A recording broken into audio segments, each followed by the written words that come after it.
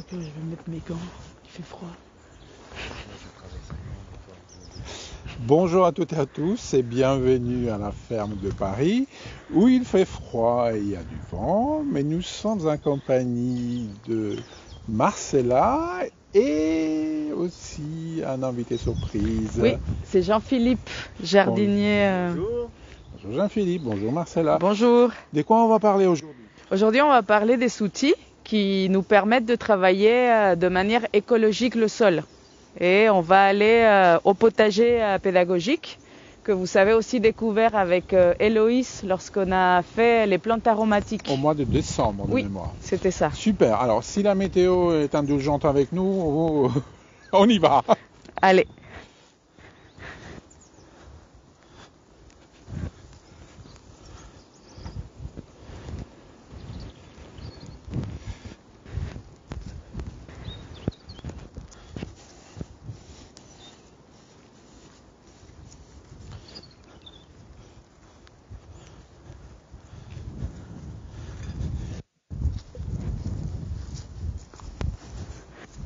On a décidé de venir ici pour faire quand même une démonstration de chaque outil parce que chaque outil a une fonctionnalité, mais en même temps, il y a plusieurs fonctionnalités pour un seul outil, mais donc c'est mieux de le voir en pratique. Et je voulais aussi parler du sol parce que la semaine dernière avec Héloïse, on a vu le sol au potager de la cantine. Pour tout ce qui est rotation des différentes familles des plantes, pour justement ne pas appauvrir le sol et avoir des belles récoltes. Ça la semaine dernière. C'est ça. Aujourd'hui, c'est un travail écologique du sol grâce aux outils que JP Jean-Philippe nous a recommandé justement pour ce côté écologique du travail du sol. Et la semaine prochaine, avec Caroline, vous allez parler avec elle des engrais verts, parce que ça fait aussi partie de ce travail écologique du sol que nous, on cherche à avoir à la ferme de Paris. Qu'est-ce que c'est un travail écologique du sol? Un travail écologique, c'est un travail qui ne va pas perturber la faune du sol, qui va respecter les différentes structures et donc qui va garder un sol vivant pour justement ne pas perdre ses auxiliaires. L'exemple type, c'est le ver de terre qui a une place très importante au sol, que ça soit pour l'aérer, pour amollir ou autre, mais voilà, c'est ça le travail écologique du sol. On profite de ce qu'il y a dans le sol pour avoir des bonnes productions, des beaux végétaux en tout cas. Super. Et les couches aussi. Jean-Philippe, vu que tu es là, peut-être que quand tu voudras intervenir, tu sais, N'hésite surtout pas, tu te rapproches un peu de Marcella par rapport au micro. Je vais faire un petit rajout. Un travail qui, à mon sens, est respectueux du sol, c'est un travail qui va respecter l'organisation naturelle du sol, qui est vivant. C'est-à-dire qu'à chaque couche du sol, vous allez trouver différents organismes, différentes bactéries, différents vers de terre qui traversent la couche où ils vivent, où s'y nourrissent, où ils déposent des excréments, où ils font un travail du sol et qui sont adaptés à cette couche. Donc il ne faut pas mélanger les couches. Idéalement, alors ceux qui sont pour un travail respectueux du sol et pour donc éviter de bêcher comme faisaient les anciens et éviter de faire un travail profond, un de leurs arguments, c'est en respectant ces couches, je perturbe le moins possible mon écosystème. Donc par exemple, je m'autorise à aérer le sol, mais je ne fais pas une inversion des couches comme je peux faire avec... Ce qu'ils faisaient dans le passé. Oui. Les anciens bêchaient beaucoup. Moi-même. Dans le potager, moi-même, j'ai bêché parce qu'on disait qu'il fallait effectivement oxygéner le sol. Il le faut, mais pas En fait, il y a des solutions, et la grelinette en est un très bien exemple. On peut voir là. Il y a des solutions techniques et même manuelles, c'est-à-dire qui ne consomment pas d'énergie fossile, qui permettent donc d'aérer le sol. On va voir ça directement ici. En fait, cet outil permet d'aérer le sol et juste de l'aérer. Mais par contre, comme on le voit bien, il n'inverse pas les couches du sol. Et en plus, par rapport à une bêche qui est un outil large et tranchant, vous avez moins de risques de couper un ver de terre, d'abîmer du mycélium, d'abîmer une racine. Bon là, il n'y a pas d'autres végétaux, mais en tout cas, cet outil perturbe relativement peu le sol tout en l'aérant. Est-ce qu'il faut privilégier des outils non mécaniques? Ça Ou dépend, Après, je pense que ça dépend le sens du mécanique, mais là, en l'occurrence, c'est nous qui faisons la force Voilà, mais quand de je parle de travail. mécanique, quelque chose à moteur, quelque chose de... Bah, Alors, effectivement. alors souvent on distingue les outils thermiques qui ont un moteur à combustion, après vous avez les moteurs électriques, et les outils manuels sont les outils qui ne consomment pas d'énergie à part de l'énergie physique humaine. En termes de développement durable, c'est intéressant parce que vous ne consommez pas de pétrole. Il faut savoir aussi qu'une batterie, un outil électrique a besoin quand même d'être chargé en électricité, et cette électricité vient soit du charbon, soit du nucléaire, soit d'autres sources. Donc un des intérêts d'un outil comme celui-ci, c'est qu'à part l'énergie physique, il ne consomme rien. Mais vous Et en avez plus, aussi... ça fait du sport. Et en plus, ça fait du sport. Aussi, pour revenir au travail du sol, c'est là, la semaine dernière, au potager de la cantine, vous avez pu voir le paillage qui est actuellement sur le sol.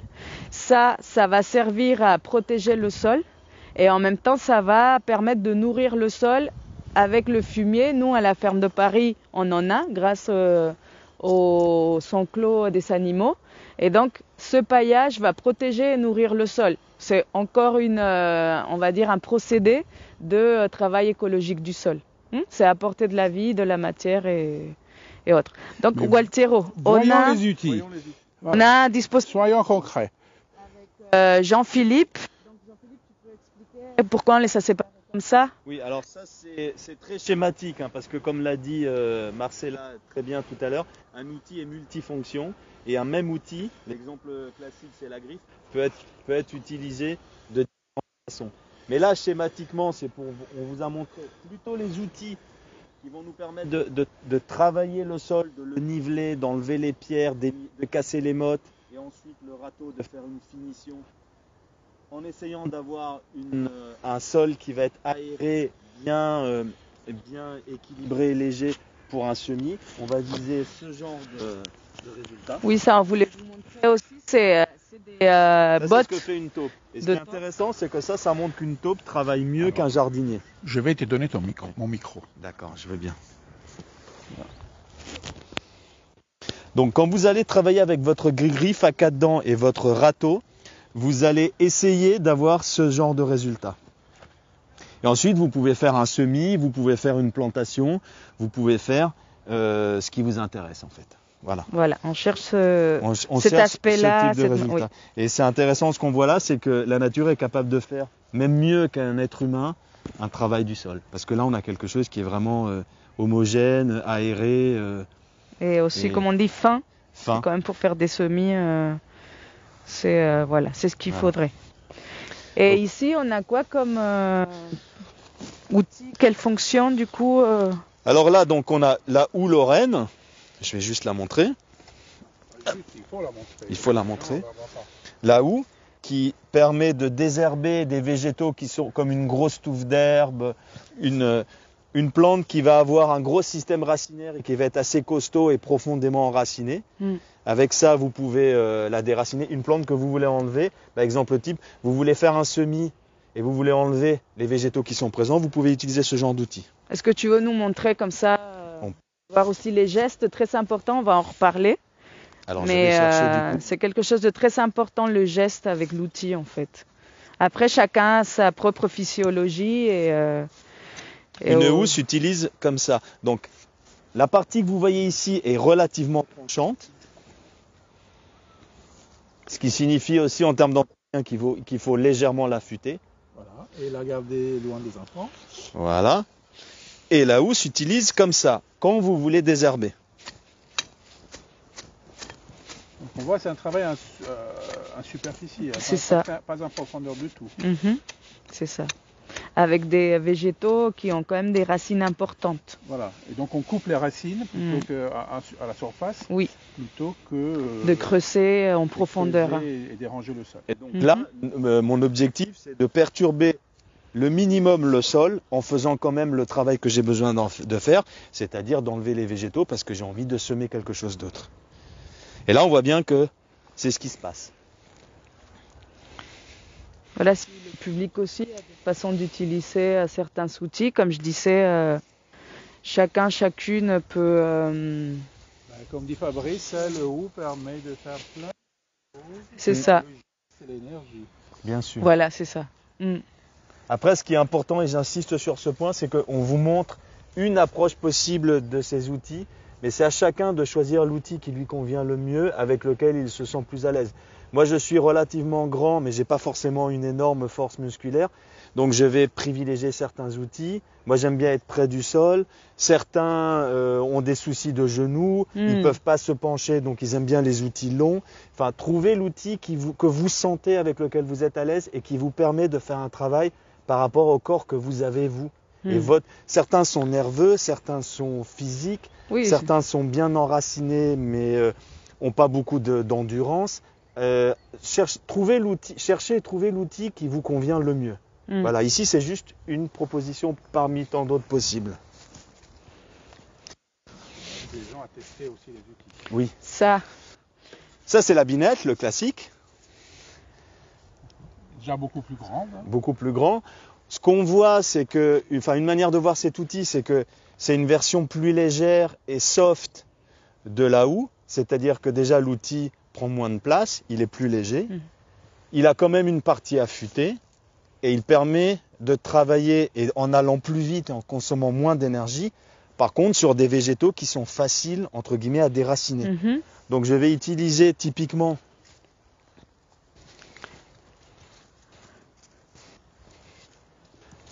tiens, on va le faire sur le même type pour que vous voyez la différence.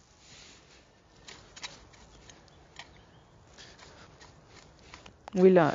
J'ai un tout petit système racinaire. Parti vite, celui-là. Et à partir de là, il n'y a pas besoin d'un outil qui aille très profond. Ce ne sont pas des grosses... Sans plus en surface que Voilà. le précédent. Donc ça, c'est la binette. La binette qui était anciennement utilisée aussi par les jardiniers pour désherber les allées, par exemple. Vous avez des petites touffes pas très profondément enracinées que vous voulez enlever, mais vous en avez beaucoup. Ça, c'est l'outil parfait. Vous n'allez pas prendre une houe qui est plus lourde et qui nécessite plus d'énergie. Et vous n'avez pas besoin d'aller en profondeur. Vous travaillez juste et vous pouvez vous déplacer rapidement.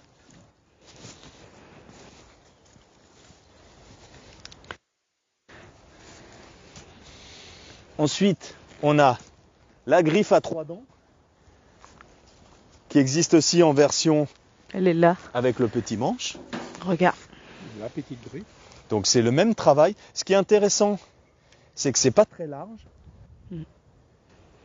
C'est que ça permet de faire un travail précis. Alors quand vous pouvez accéder à l'endroit, vous pouvez utiliser, et pour faire un travail très méticuleux, ce type d'outil. Quand vous ne voulez pas piétiner et que vous voulez travailler à distance, grosso modo, c'est comme si vous aviez une rallonge. Des balconiens, par exemple, il utilisera la petite. Avec Voilà, dans des jardinières. Et donc l'intérêt, c'est que vous pouvez vous glisser. Alors là, c'est un mauvais exemple parce que vous n'avez pas des rangs de poireaux de culture, mais vous pouvez travailler juste aux endroits où vous avez besoin, autour des végétaux que vous ne voulez pas, et vous pouvez faire un travail très précis. Par exemple, là, je peux désherber ici, tisser, sans abîmer les plantes qui sont là. Et si c'était des rangs très géométriques, c'est encore plus facile. Et vous pouvez travailler sur une longue distance sans piétiner votre zone de culture, puisqu'on est bien d'accord. Idéalement, on essaie d'éviter de piétiner notre sol. Quand c'est possible, en tout cas. Ok. Voilà. Aussi, peut-être. de Valérie, Marcel. Ah, merci. Bon, on va Salut. peut-être pas les reprendre. On va peut-être pas les reprendre tous, mais peut-être si. Marcella, je veux bien que tu présentes la fourche bêche. Oui, la fourche bêche aussi pour aération du sol, Jean-Philippe, si je ne me trompe pas. Oui, c'est pour un travail du sol un peu plus profond, on va dire. Voilà, un peu plus profond. Pareil, sans déstructurer le sol. Pour aussi casser des mottes. Voilà. Et avoir une terre décompactée et aérée. Pour ensuite procéder à des semis. Mais en tout cas, elle ne va pas nous permettre de désherber aussi. Enlever des mottes comme ça. Oui, alors ce qui est intéressant de la fourche bêche par rapport à la bêche plate, pardon, qui est celle qui est vraiment, que vous connaissez tous, qui est pleine, c'est que vous pouvez pouvez travailler votre sol, mais en ayant un impact moindre sur les vers de terre. Une bêche, c'est un outil qui est affûté. Il va couper le mycélium, couper les vers de terre si vous en avez, aussi, on va dire, avoir un impact beaucoup plus important sur votre sol. Puisque c'est comme vous rentrez un rectangle de métal dans votre sol. Quand vous travaillez avec ce genre d'outil, les vers de terre, le mycélium va passer à travers, et où les racines, si vous avez un arbuste avec son système racinaire et que vous ne voulez pas l'abîmer, ce genre d'outil est parfaitement adapté et vous permet de faire ça. Ok. Puisque vous avez justement des espaces entre vos dents. Mhm. Et ça, c'est un des super avantages de cet outil. Donc ça, c'est un outil qui est un vrai allié du jardinier au potager. Et c'est pour ça que nous l'avons pris aujourd'hui.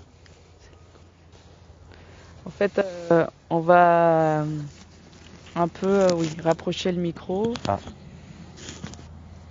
Tu bouges beaucoup, Ah, désolé, Elle est je très bouge vraie. beaucoup. mais ce qui est bien, mais c'est vrai, des fois ça décroche un tout petit peu. Aussi, C'est le défaut du jardinier, c'est qu'il bouge beaucoup trop. ce qu'on voulait dire aussi, c'est que quand on travaille avec les outils, il faut faire attention à comment on les place. Il faut toujours les sécuriser en fait. C'est pour ça qu'on les a laissés comme ça, de cette façon-là. Et là, par exemple, la grelinette, elle est bien plantée au sol. Elle va pas tomber même si on passe par là où il y a un coup de vent. Donc là, on la sécurise. La griffe. La griffe à 4 dents, on l'a aussi sécurisée. Elle est un peu enfoncée pour justement qu'elle se maintienne et qu'on ne se la prenne pas. Sinon, l'expression il ne faut pas se prendre de râteau. Du coup, ça aussi, on le laisse comme ça, bien fixé au sol, parce que voilà, un accident peut arriver rapidement. D'ailleurs, l'accident est arrivé avec ton micro. Donc, L'accident classique dont tout le monde a entendu parler, c'est l'outil inversé. On va juste vous le montrer pour justement ce qu'il ne faut pas faire. L'outil inversé avec une personne qui le passe, qui ne fait pas attention. Voilà, il écrase ça et vraiment, ça va vite, quoi. Ensuite, du coup, ça, Jean-Philippe, c'est des... C'est de les ranger au sol à plat avec les dents dans la terre. Oui, voilà, vraiment. Idéalement, éviter qu'il y ait ces pointes-là qui sont exposées pour que... Enfin, après, vous pouvez très bien. Mais toujours sécurisé. C'est tout sécurisé avec les dents vers l'intérieur. Mhm. Voilà. Les dents sont quand même pointues. Là, on est plus, Jean-Philippe, pour des outils pour du travail en surface toujours. Et tu me disais pour, par exemple, la fourche à 4 dents, c'est ça? C'est la griffe à 4 dents. La griffe à 4 dents, elle peut nous servir à casser des mottes, à aussi amollir un peu la terre avant le passage du râteau. En fait, le travail du sol, c'est un terme générique qui regroupe plusieurs tâches qui ont différentes fonctions. Par exemple, on va prendre un exemple concret qui est, je veux préparer mon sol ici sur un carré qui a été laissé un petit peu au repos parce que j'ai ensuite pour objectif de faire un semis.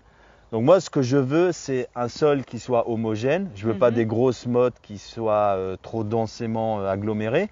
Je veux un sol assez nivelé. Or là, comme on va pouvoir le constater, vous avez des trous.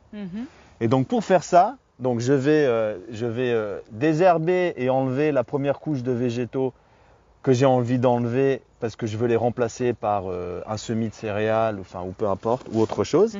Ensuite, je vais faire le premier travail. Ça, c'est le premier travail, le dégrossissage en fait. Donc, je vais casser les grosses mottes. On fait ça en début de saison. On le fait quand on en a besoin en fait. Quand on en a besoin, d'accord. Voilà. On travaille. Un des principes, c'est je travaille le sol le plus tard possible et uniquement quand j'en ai vraiment besoin. Et je le perturbe le moins possible. C'est-à-dire, qu'est-ce que ça veut dire le plus tard possible? Le plus tard possible. Alors, un des principes fondamentaux du sol, c'est que un sol vivant et en bonne santé, c'est un sol que l'on va nourrir, que l'on va protéger et que l'on va maintenir aussi vivant en l'aérant. Donc le principe de la protection, c'est que je vais laisser mon sol tranquille, sauf quand j'ai besoin vraiment d'intervenir. Jusqu'au moment où j'en ai besoin. Voilà. Oui, parce que... Et je travaille, par exemple, le fait et j'évite notamment de laisser mon sol à nu. Voilà. Alors à nu, ça veut dire sans protection. C'est pour ça qu'on a mis de la paille au potager. Voilà. Et donc par rapport à ta question, je vais travailler au dernier moment pour protéger au maximum mon sol. Et donc, je vais limiter le temps d'exposition où mon sol Voilà, il va être à nu. Parce que ça, c'est un risque d'érosion par le froid, le vent, la pluie. Et on le voit très bien sur certaines terres agricoles qui sont laissées à nu.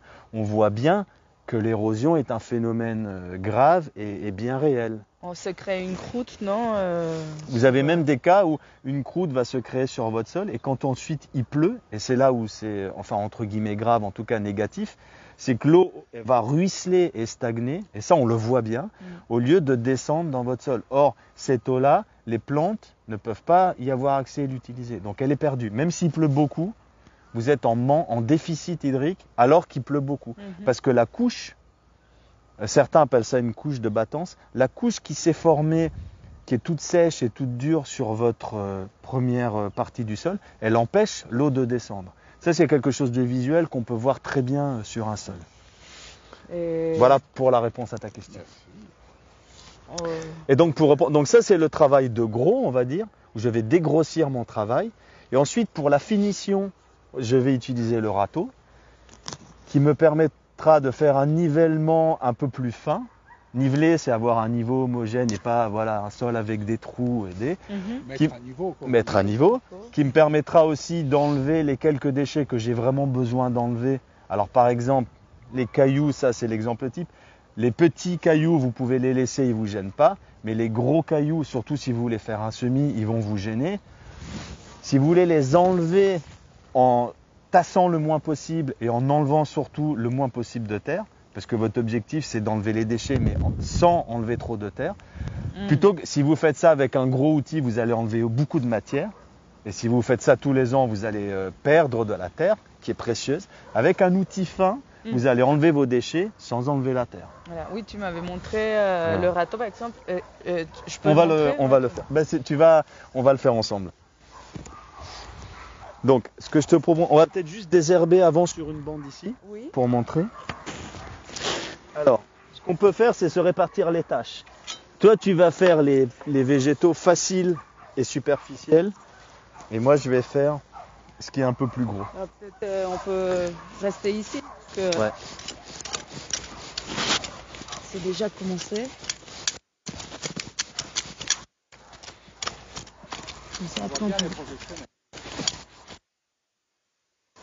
On va faire juste un petit carré. Hein. Ah oui, on n'a pas besoin de faire tout ça par terre. Je pense que ça ira comme ça pour le passage du râteau.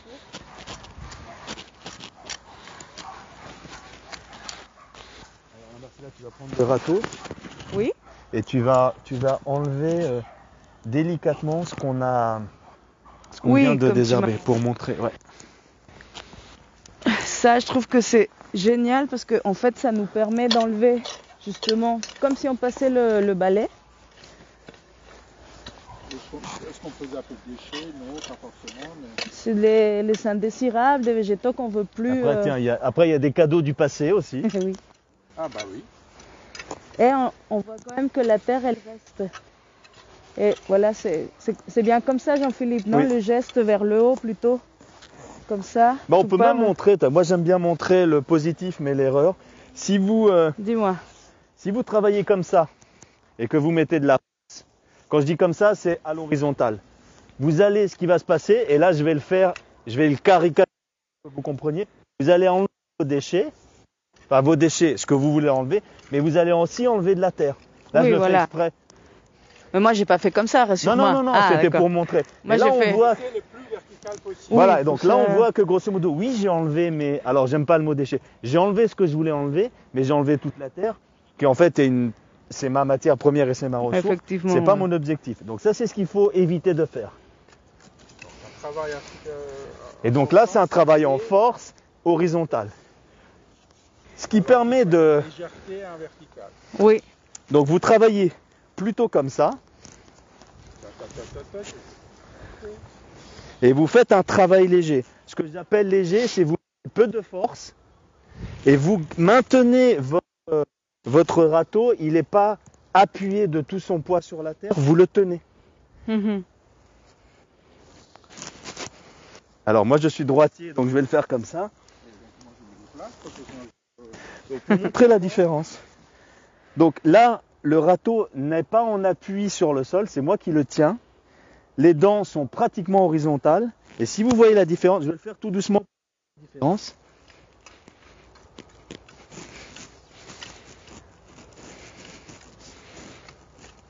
Oui, on voit bien que tu peux enlever ce que tu ne veux pas sur ton carré en fait. Et quand j'arrive ici, on voit que... Alors il y a toujours un peu de terre qui reste aux racines, ça c'est normal. Mais grosso modo, ce que j'ai enlevé, c'est surtout les plantes que j'avais envie d'enlever et très peu de terre. Ça c'est l'intérêt de... C'est une des utilisations qui est géniale de ce râteau. Et par rapport aux outils, là, on a déjà un peu manque, mais en attendant que Jean-Philippe fasse ça, oui. Alors en attendant, qu'est-ce qu'on fait une fois qu'on a terminé d'utiliser les outils? Voilà, c'est ça. Il faut un entretien des outils pour les garder le plus longtemps possible. C'est-à-dire qu'un outil bien entretenu, il peut durer des années et des années. Il faut toujours bien enlever la terre, bien nettoyer soit avec de l'eau, soit avec du sable pour gratter. Si vous le faites avec de l'eau, il faut veiller à que l'outil soit sec quand on le range, pas tout, qu'il n'y ait pas d'eau en plus, sinon ça va rouiller. Et toujours le mettre à l'abri, qu'il n'y ait pas de pluie, de vent ou même la lumière. Même Comme... une question de sécurité. Oui. Là, on voit bien sur cet exemple, si je ne nettoie pas cette terre-là, Oui. elle va se sécher, elle va durcir et on le voit sur Elle va enlever des tout outils. ça. Voilà, donc on ne va pas attendre qu'elle sèche pour la Non, brosser. on peut se retrouver carrément avec un outil qui limite ne peut plus être utilisé parce que vous n'arrivez même plus à casser la croûte. Il est presque, la terre a fini par faire presque une couche. Aussi, on peut mettre de l'huile de lin sur sur les manches pour que le bois aussi, on puisse l'entretenir. Mais aussi sur certains, les fers. Et autre chose que ça j'ai limite la rouille. Grâce à Jean-Philippe, c'est que certains outils comme la binette par exemple, on peut les aiguiser. C'est pas des lames de couteau, mais effectivement il faut quand même un certain tranchant en fait. Avec quoi on les aiguise? Alors vous avez des petites pierres à affûter que vous pouvez utiliser. Et ensuite vous avez différents grains. Vous avez des pierres qui ont un grain très fin, qui servent à affûter les outils très tranchants, comme un sécateur. Et vous avez des pierres un peu plus grossières qui vous permettent de faire ce type d'affûtage. Là, on est d'accord, c'est pas un rasoir, vous n'avez pas besoin que ça coupe parfaitement. C'est un affûtage grossier. Oui. Donc vous pouvez très bien le faire avec ces grosses pierres. Et ce sera suffisant. Et là, vu qu'on parle, c'est la thématique un peu entretien, rangement, on va dire. On voulait aussi parler de la brouette, qui est très importante pour les outils. Ça fait pas partie du travail de sol, mais en fait la brouette va nous permettre de ranger des gros outils comme ça en sécurité pour les transporter. Et on va éviter de porter du poids, se faire mal au dos ou même se faire mal avec plusieurs outils dans les mains. C'est pas pratique. Donc la brouette nous sert toujours pour le travail du sol, pour transporter les outils et aussi pour faire des mélanges qu'on va apporter au sol lorsque... Voilà, donc très utile quand on est en grande parcelle.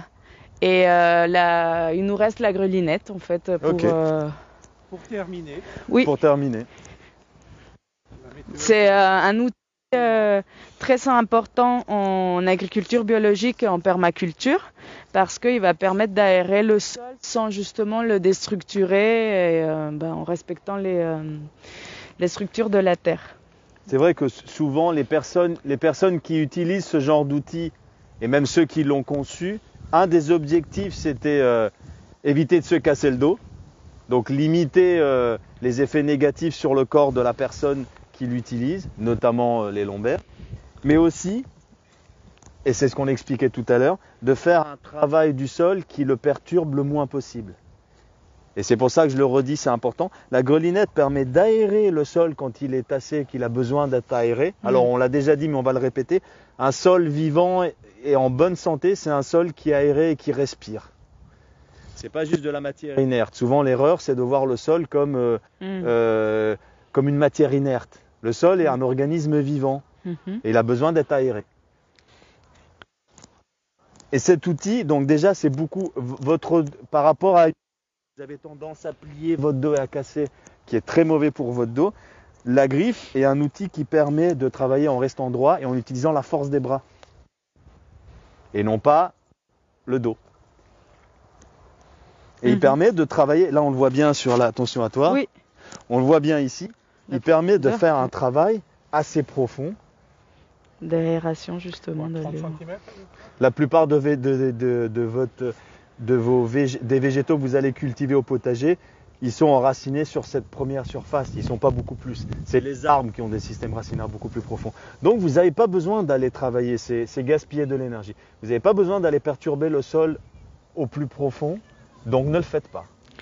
Et aussi là en conclusion, vu qu'on a déjà parlé de la grelinette, c'est que il faut vraiment penser le travail du sol aussi par rapport à soi, à son physique. Comme on disait, on peut choisir un outil qui nous convient le mieux selon notre gabarit et la force qu'on veut y mettre, mais en sachant que par exemple le métier du jardinage, c'est celui qui a le plus de maux musculo-squelettiques en fait, et il faut faire toujours attention à ça parce que ce mal-là il peut venir soit de la répétition du mouvement, soit du prolongement.